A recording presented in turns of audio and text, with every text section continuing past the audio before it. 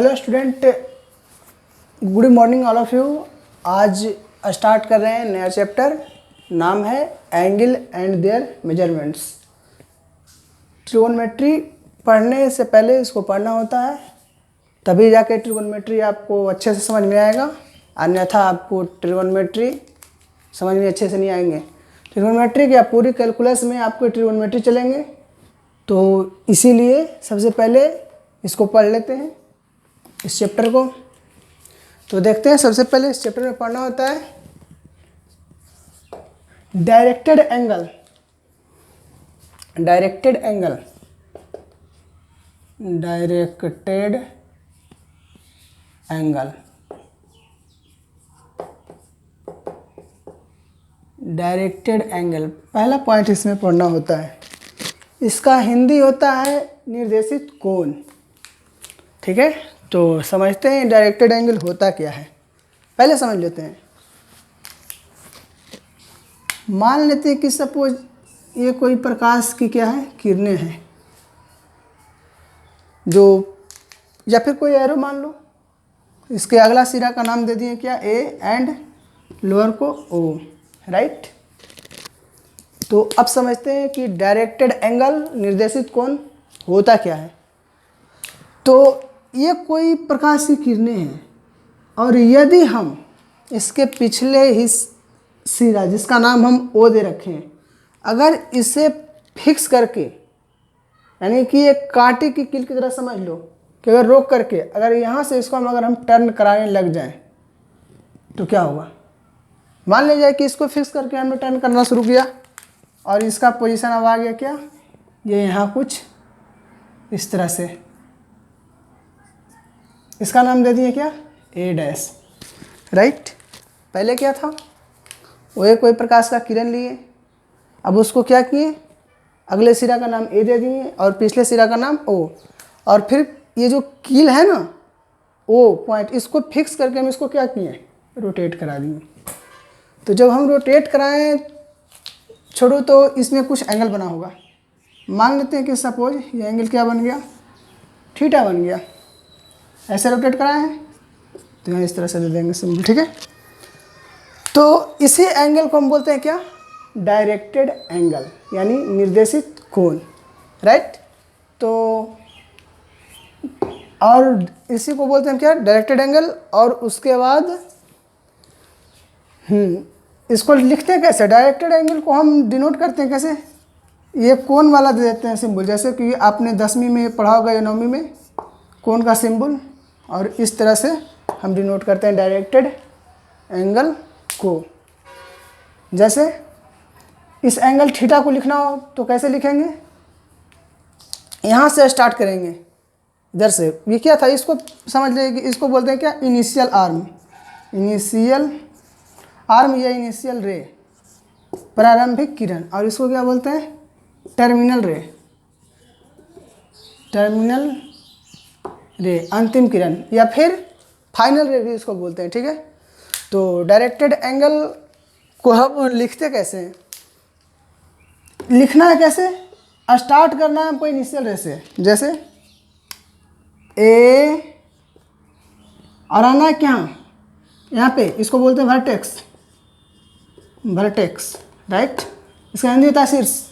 तो ए से स्टार्ट करने हैं, ओ के पास आने हैं, एंड ओ से ए डैश के पास जाना है, तो क्या हो जाएगा, ए ओ ए डैश, और ये एंगल कितना है, थीटा।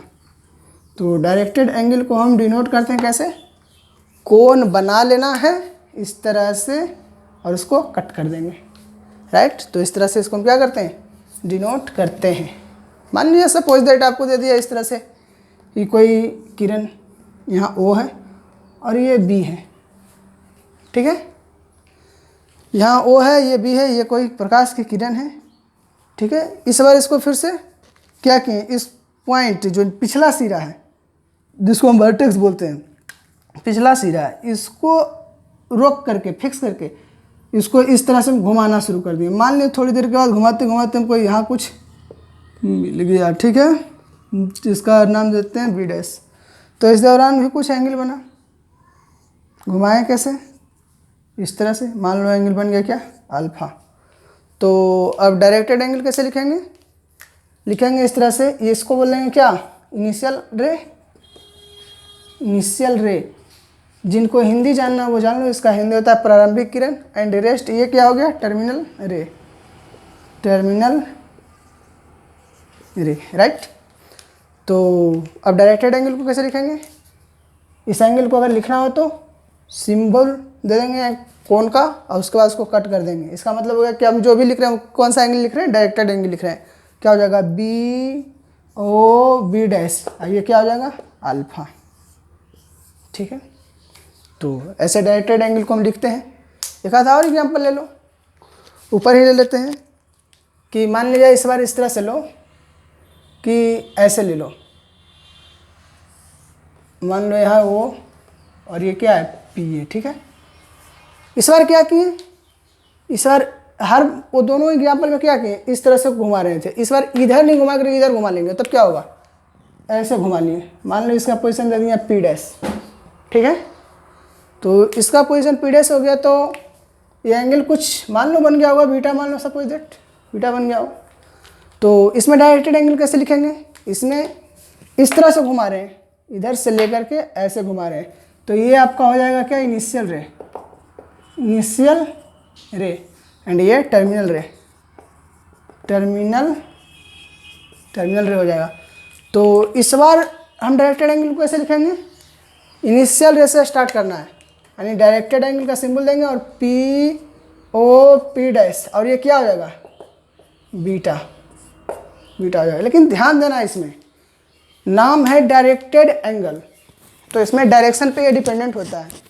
तो डायरेक्शन पे डिपेंडेंट क्या होता है कि ये होता है छोटू कि अगर आप जब इनिशियल रे को घड़ी के विपरीत दिशा में घुमा रहे हैं, यानी कि घड़ी की विपरीत दिशा में रोटेट करा रहे हैं, तब ये जो एंगल को हम मेजर करेंगे, इस एंगल को पॉजिटिव काउंट करना है।